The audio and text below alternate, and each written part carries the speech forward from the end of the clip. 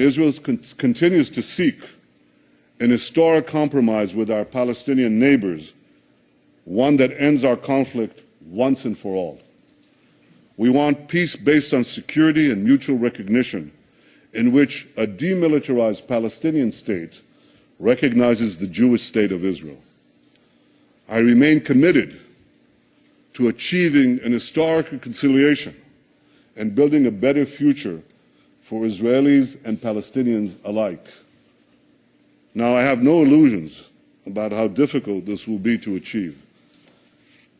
20 years ago, the peace process between Israel and the Palestinians began. 6 Israeli prime ministers, myself included, have not succeeded in achieving peace with the Palestinians. My predecessors were prepared to make painful concessions. So am I. But so far, Palestinian leaders haven't been prepared to offer the painful concessions they must make in order to end the conflict. For peace to be achieved, the Palestinians must finally recognize the Jewish state, and Israel's security needs must be met.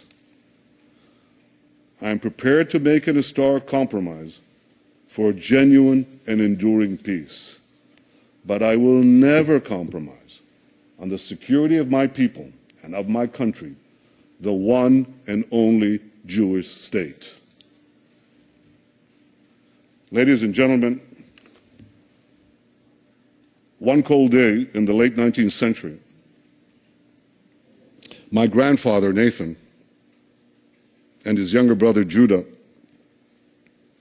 were standing in a railway station in the heart of Europe. They were seen by a group of anti-Semitic hoodlums who ran towards them, waving clubs, screaming, "Death to the Jews." My grandfather shouted to his younger brother to flee and save himself.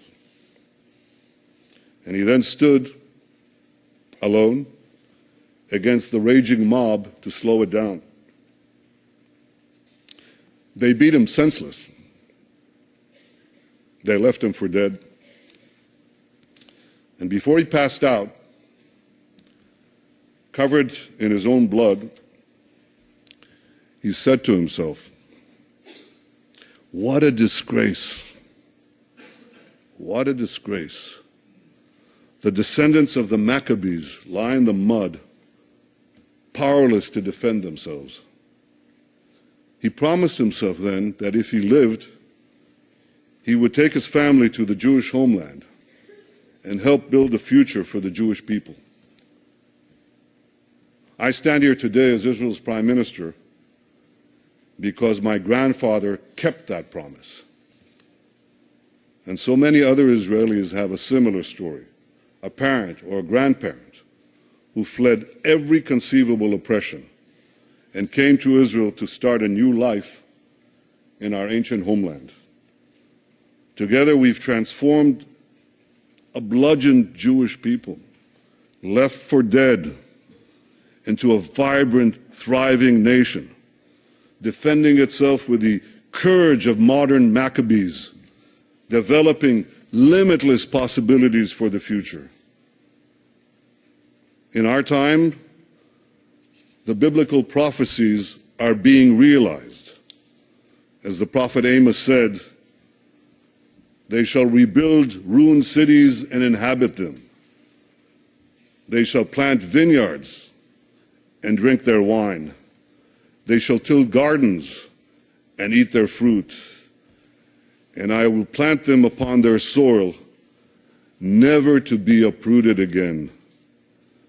ושבתי את שבות עמי ישראל, ובנו ערים נשמות וישבו, ונטו כרמים ושתו את יינם, ועשו גינות ואכלו את פריים, ונטטים על אדמתם, ולא ינטשו עוד."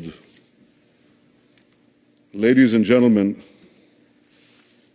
the people of Israel have come home never to be uprooted again.